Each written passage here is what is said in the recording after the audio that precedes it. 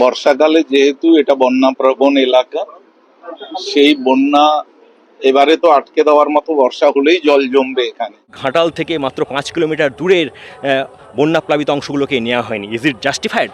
হয় নয়, এটা করব আমরা। আমাদের মাননীয় মুখ্যমন্ত্রী তিনি এই বিষয়ে উদ্যোগী যে 4 বছরের মধ্যেই তিনি ঘাটাল মাস্টার প্ল্যান শেষ করবেন। তো সেক্ষেত্রে আমরা আলোচনা করলাম, কারণ কিছু ক্ষেত্রে আমাদের জমি নিতে হবে কিছু কিছু ক্ষেত্রে, এবং এই কাজটা যাতে দ্রুত করা যায় সেটা নিয়েই আলোচনা আমাদের। কিছু স্লুইসের কাজ তো চলছে অলরেডি। ঘাটাল মাস্টার প্ল্যানের মধ্যে বেশ কিছু স্লুইস রয়েছে, স্লুইসের কাজগুলো এখন আমরা করছি। আবার পোস্ট মনসুনে কাজ আমাদের শুরু হবে, কারণ এখনই তো ঘাটাল মাস্টার প্ল্যানের কোনো কাজ আমরা করতে পারবো না। তো সুতরাং কাজ শুরু হবে 4 বছরের লক্ষ্য নিয়ে, নির্দিষ্ট ফেজে যাতে কাজগুলো হয় সেগুলো আমরা করব।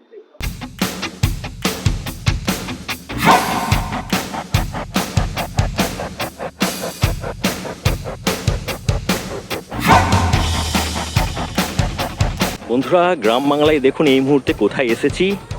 ও পাশে চেনা যাচ্ছে তামিললা খালের ওপর পুলিশ গেটটা হয়ে গেছে, আর এ পাশটা ঘুরিয়ে দিচ্ছি।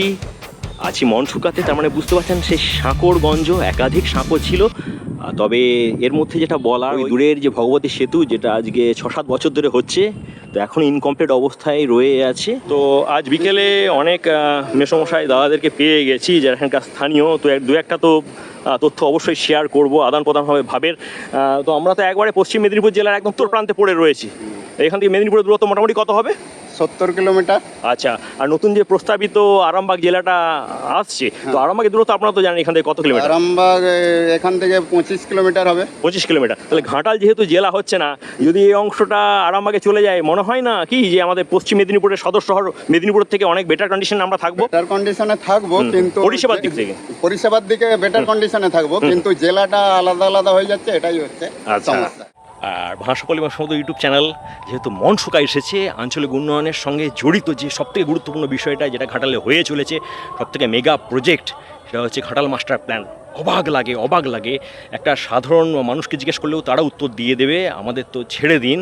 তো যারা এই মাস্টার প্ল্যানের দায়িত্বে ছিলেন, মানে আগের সরকারের, শুধু আমরা নেতাদের কথা বলবো না, যে সমস্ত ইঞ্জিনিয়াররা ছিলেন, অবাক লাগে।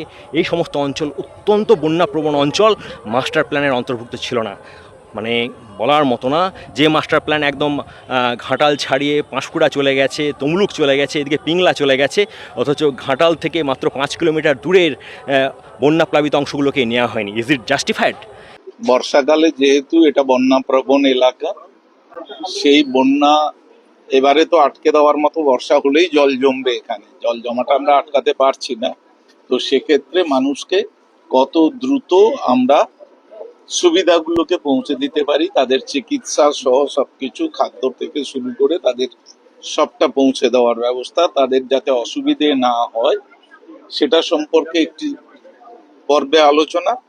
দ্বিতীয় পর্ব যেটা হচ্ছে সেটা হচ্ছে ঘাটাল মাস্টার প্ল্যান, যেটা আমাদের 4 বছর রূপায়ণের সময় লাগবে।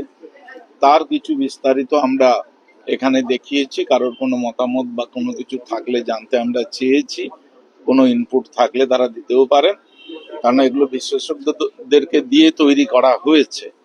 তো তৈরি করার পরেও আমরা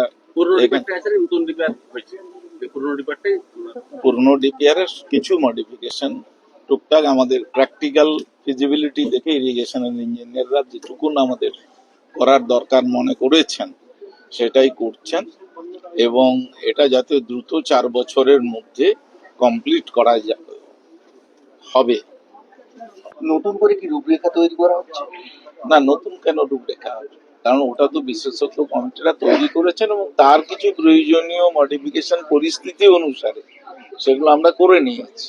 এবারে কাজ করতে গিয়ে আরো আজকে কিছু হয়তো আমাদের মাননীয় বিধায়করা তাদের কিছু অসুবিধার কথা বলেছেন, এগুলো আমাদের যারা বিশেষজ্ঞ ইঞ্জিনিয়ার যারা রয়েছেন তারা নোট নিয়েছেন।